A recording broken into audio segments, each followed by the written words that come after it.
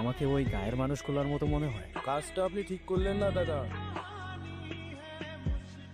আপনাকে বারবার সাবধান করেছিলাম দাদা, শুনেননি। এখন আমাদের কিছুই করার নেই। আচ্ছা, কি করবে তুমি? মেয়েটাকে আমাদের হাতে ছেড়ে দিন আর এই গাটা ত্যাগ করুন, তাহলে আর কিছুই করব না। আর মেয়েটিকে তোমাদের হাতে ছেড়ে দিলে তোমরা কি করবে? কি করব আর, ওকেও জ্বালিয়ে দেব। অচ্ছুত জাতের আমাদের এই গায়ে কোনো জায়গা নেই। কারো বর্ণ জাত তার জন্ম হইতেই নির্ধারণ করা যায় না। আর এটা শুধু আমি না, তোমাদের শাস্ত্রও বলে।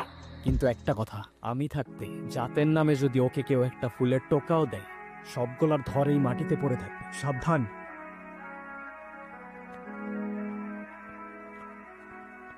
কি রে, কি বলতেছস? আচ্ছা দোস্ত, তুই কালকে বললি ওই জায়গায় যাওয়া নিষেধ আছে, কেন বলতো?